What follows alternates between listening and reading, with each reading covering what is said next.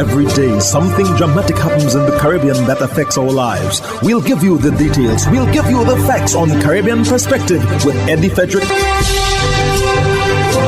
Here's Eddie Frederick. Welcome to Caribbean Perspective. So glad you can join us. The story that takes the lead in today's edition for Monday, 4th November 2024, and brought to you in association with our friends at Antillean Group. Jamaica appoints first female Minister of Finance to replace Nigel Clark. Details after this important message. Believe in our strength, we'll stand by you. Protection from all, perils big and small. Reassurance we give, it's so glad to see. Peace of mind, that's our service guarantee. We look after all our family. Yes, we do at every opportunity. Antillean Group, underwriters of all classes of insurance solutions for your protection and investment. Live well financially.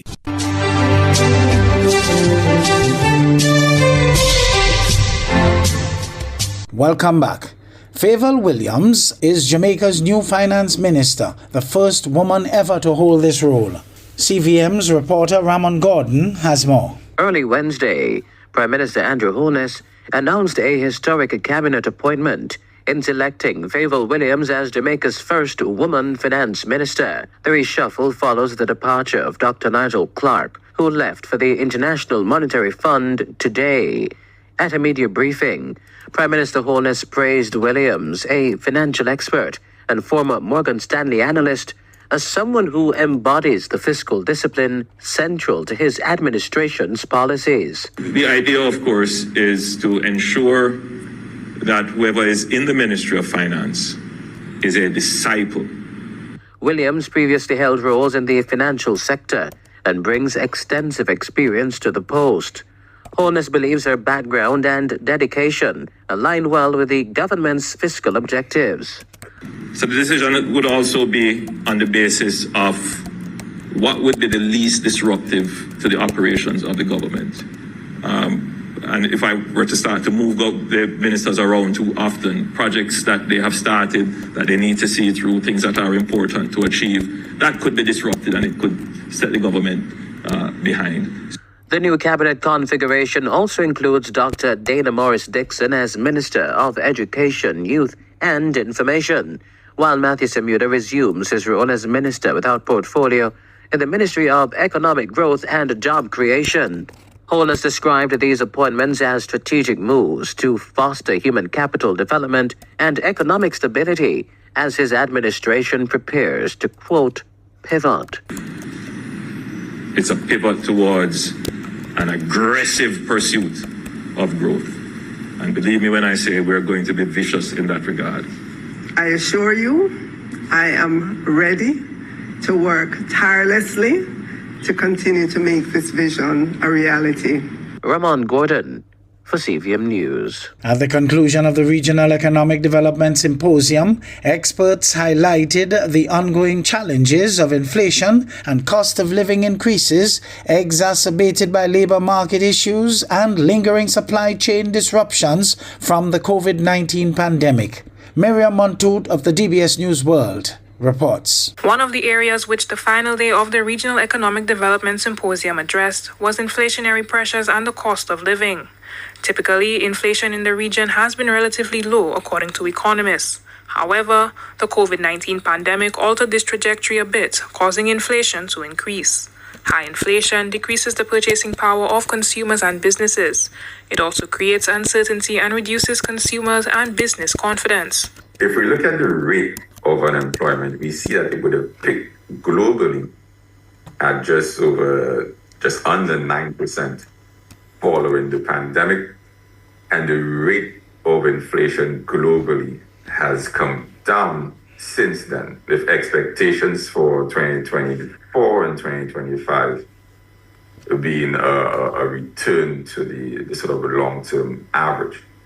And if we look at the chart on the right, we are seeing whether it is the euro area, emerging markets, advanced economies, you see that peak and then the gradual decline.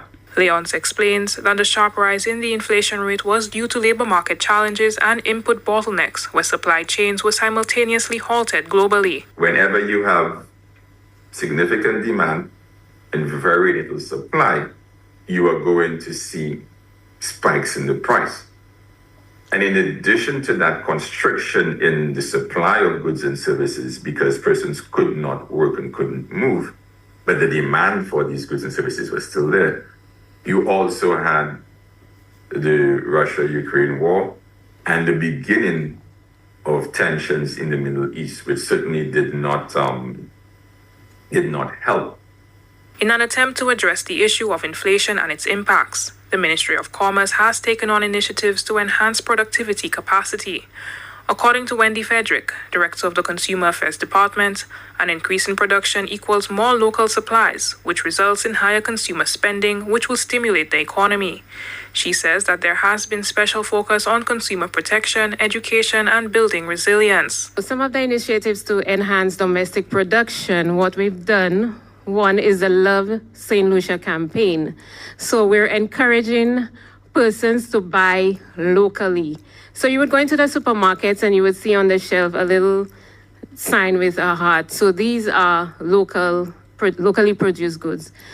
And we also have the government procurement. Government now procures a lot more goods locally, right? We're trying to infiltrate the tourism sector, hotels. Frederick says that there are also fiscal incentives which promote import substitution and reduce costs for domestic producers.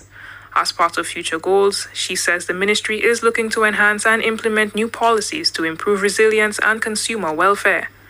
The Department of Finance, in collaboration with the OECS, held the two-day Regional Economic Development Symposium to explore the perspectives and expertise from the OECS on managing economic stability and resilience. The symposium came to an end on Tuesday, 29th October 2024. For the DBS News World, Miriam Montoot reporting.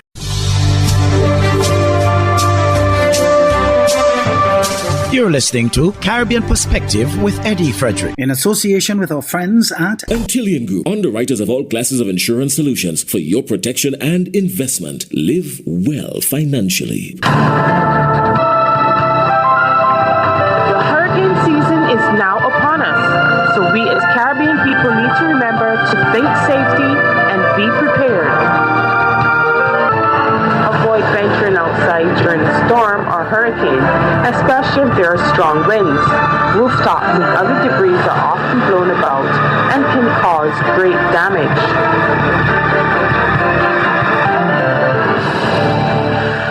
Antigua and Barbuda's Prime Minister Gaston Brown has shared a message of unity and progress to mark the celebration of Antigua and Barbuda's 43rd anniversary of independence. The head of government calls on all citizens and residents to take pride in the nation's achievements and take up the mantle of responsibility as the country looks to an even brighter future. Jamie J. Roche of ABS News filed this report. On Antigua and Barbuda's 43rd independence anniversary, Prime Minister Gaston Brown delivers a passionate call to action, celebrating the nation's resilience and progress while setting ambitious goals for the future. We have good reason for a deep sense of pride and gratitude. Today, we not only celebrate our independence, but we also reaffirm our commitment to the principles that have brought us this far. Resilience, belief in our worth as a people, and faith in our capacity to succeed. The Prime Minister highlights significant achievements, including the nation's rapid recovery from the COVID-19 pandemic and a strong 7.8% economic growth in 2023. He credits unity and determination for the country's ongoing success. Our economy grew by 7.8% in 2023, second only to Guyana in the region, and our 2024 performance will be similar, evidencing that we continue to lead in recovery and resilience. Looking ahead, Prime Minister Brown reviews major plans for 2025, including a $200 million expansion of UE5 Islands campus and new healthcare facilities such as a cardiac center and renal unit. In addition, the Cancer Center will be retrofitted and re-equipped with modern equipment to enhance the delivery of cancer treatment and is projected to recommence operations in the first quarter of 2025. The Prime Minister also highlights upcoming tourism projects and plans for improved water infrastructure. He also emphasizes the importance of collective action in maintaining the country's progress, calling on the private sector to join the government's effort to ease inflationary pressures and support workers. When we work together to improve productivity, when businesses reward hard work and invest in their people, and when each of us take responsibility for our role in the economy, we strengthen not just our prosperity, but our independence. With bold plans for education, healthcare, and economic growth, Prime Minister Brown is urging all citizens to commit to the country's future, promising that with faith, discipline, and hard work, Antigua and Barbuda will continue to rise. Jamie J. Roche, ABS News. By next year, Barbados will know the status of its new constitution. And today, Cabinet agreed that that report of the Constitutional Reform Commission, as well as the Parliamentary Reform Commission, which has also been submitted, that those reports have been noted but have been given the permission for them to be given full ventilation by the commissioners during the month of November and through publication to every household digitally and in hard copy that wants to get it. We must have the conversations that will cause us to see whether parliamentary reform for the first time in 53 years is absolutely necessary, as recommended by that all-party commission. And similarly, whether the Constitution of Barbados that was settled by the Right Excellent Errol Walton Barrow upon the settlement of independence and the Parliament of the day, having accepted it as an act that was allowed us by the British, even though our own drafted the Constitution, whether we are prepared now to have a new constitution under the Republic of Barbados as recommended both by report and by actual draft bill from the chair, retired Justice Mr. Christopher Blackman. In the meantime, Barbadians stand to benefit from a ministerial declaration adopted at the 16th Ministerial Forum for Development in Latin America and the Caribbean. CBS's Anesta Henry reports. Minister of People Empowerment and Elder Affairs Kirk Humphrey says the declaration represents a unified stance on advancing social protection, equity, and resilience for people of the Caribbean and Latin America. He was addressing the closing ceremony of the forum held at the Wyndham, Barbados. Barbados was able to say to the rest of the world what we were doing. The rest of the world was able to say to Barbados what they're doing, and we can build collectively on that. I suspect that we will translate a lot of these into meaningful changes into the lives of ordinary people.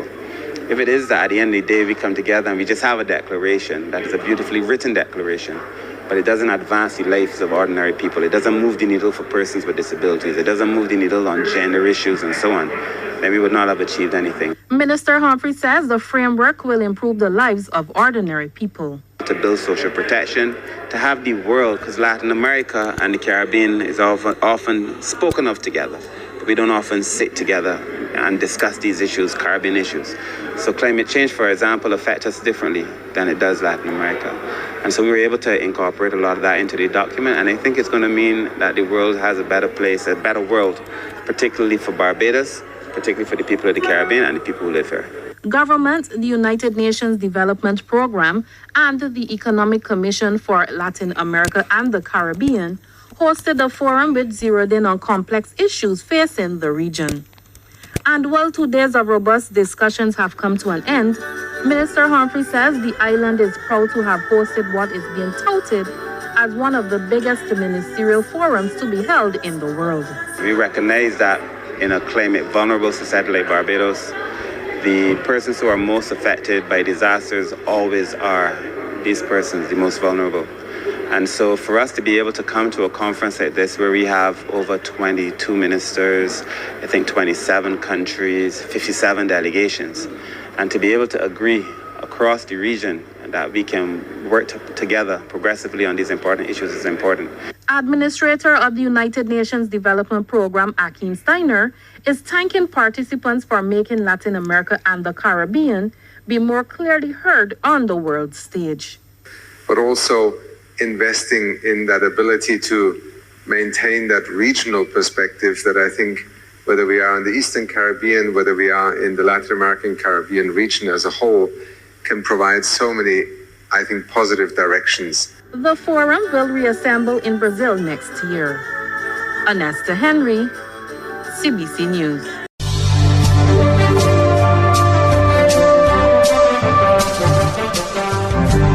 I am Eddie Frederick. This has been Caribbean Perspective, a whole new approach to highlighting developments in the Caribbean. In the meantime, please follow us on Facebook and subscribe to our YouTube channel for daily regional news and more, in association with our friends at Antillian Group. Believe in our strength, we'll stand by you. Protection from all perils, big and small. Reassurance we give, it's so clear to see. Peace of mind, that's our service guarantee.